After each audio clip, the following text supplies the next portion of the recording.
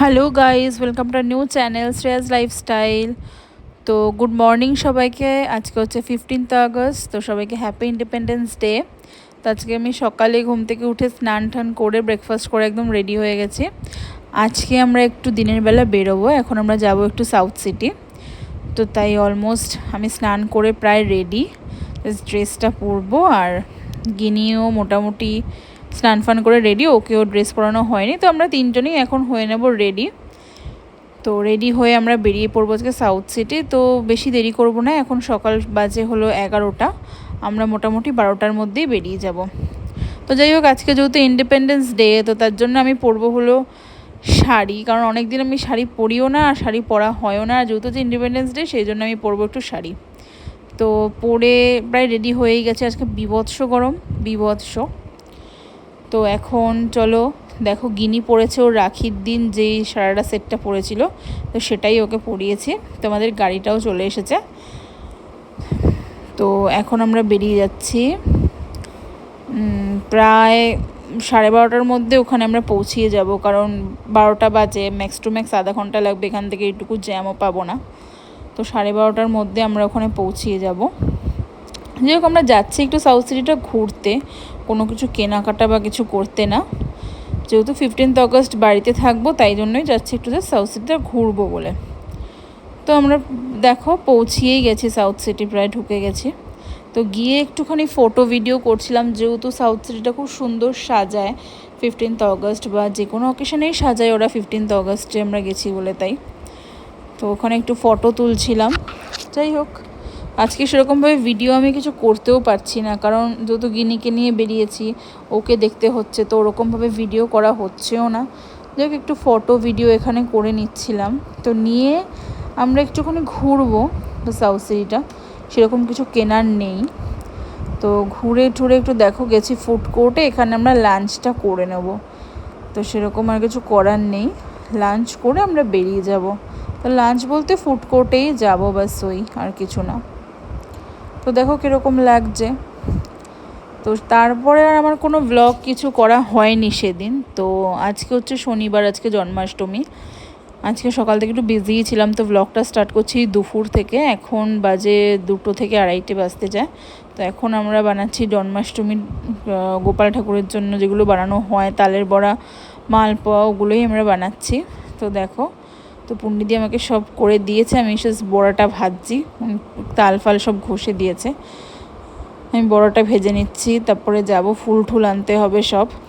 তো এই জন্য আর ব্লগটা কিছু সেরকম আমার করা হয়নি, জাস্ট এগুলোই তোমাদের সাথে শেয়ার করলাম। আর বিকেলে আজকে যেহেতু গিনিকেও সাজাবো, তো তোমরা জানিও গিনিকে কীরকম লাগছে। ওকে আমি কৃষ্ণ সাজিয়েছি, এর আগেও আমি ওকে সাজিয়েছি, প্রতিবারই কৃষ্ণই সাজাই।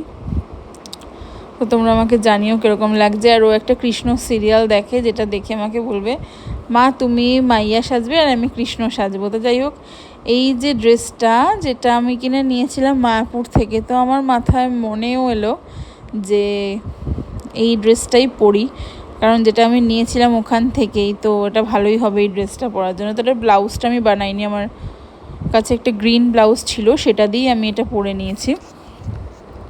তাও অনেক রাত হয়ে গেছে, প্রায় 7:30 বেজে গেছে, সব করে ঠাকুরকে দিয়ে সব 7:30 বেজে গেছে। তাও তখন আমি মোটামুটি একটু রেডি হয়ে নিয়েছি, এই ড্রেসটা পরেছি। তো তোমরা জানিও যে ড্রেসটা কীরকম হয়েছে। তো এখন আমরা পরে একটু ভিডিও এগুলো করছিলাম। আর ওপরে পুজো দেওয়া প্রায় কমপ্লিট হয়ে গেছে, পুজো দেওয়া সব ভোগ ঠোক বানিয়ে ঠাকুরকে দেওয়া হয়ে গেছে। এবার যাবো জাস্ট একটু ঠাকুরকে নমস্কার করতে, কারণ দরজাটা বন্ধ রয়েছে এখন। তো দেখো, এটা হচ্ছে আমাদের ঠাকুর ঘর, এগুলো আমাদের ঠাকুরকে ভোগ দেওয়া হয়েছে, তালের বড়া, মালপোয়া, তারপর কলার বড়া, লুচি, সুজি, ফল, মিষ্টি, এগুলো দিয়ে আমরা ঠাকুরকে ভোগ দিয়েছি। তো আর গিনিকেও নিয়ে গেছি ঠাকুর ঘরে। তো ব্যাস এই দেখো, এটা আমাদের ঠাকুর ঘর। তো তোমরা জানিও কীরকম হয়েছে, সব সব মানে মালা ঠালা দিয়ে পুরো একদম ঠাকুরকে সাজানো হয়েছে সেদিন। আর এটা হলো আমাদের গোপাল ঠাকুর, যে ঠাকুরটা আমিই পেতেছিলাম, যেটা আমাকে ধ্রুব দিয়েছিল আমাকে। তো সেটা, এই ঠাকুরটা আমারই পাতায়, গোপাল ঠাকুরটা। এই বাড়িতে রাধাকৃষ্ণ ছিল, গোপাল ঠাকুর ছিল না, ওইটা আমিই পেতেছিলাম।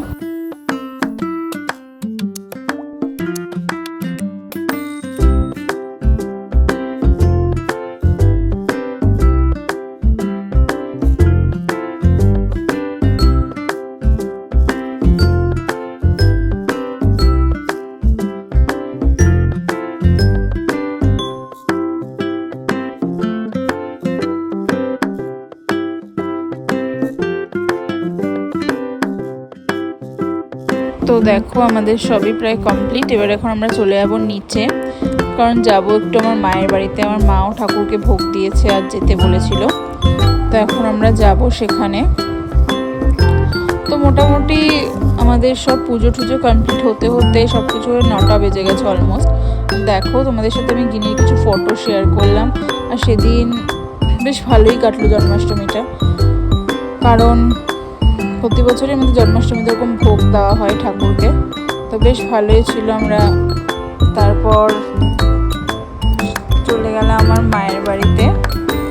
তো যদি গাইস তোমাদের আমার চ্যানেলটা ভালো লাগে তো প্লিজ আমার চ্যানেলটা সাবস্ক্রাইব করবে, আর আমার ভিডিও লাইক করো, আর তোমরা আমার ভিডিও শেয়ার করতে পারো। আর কোনো কিছু যদি আমার থেকে জানার থাকে তো আমাকে কমেন্ট করো, আমি তোমাদেরকে অবশ্যই রিপ্লাই করব।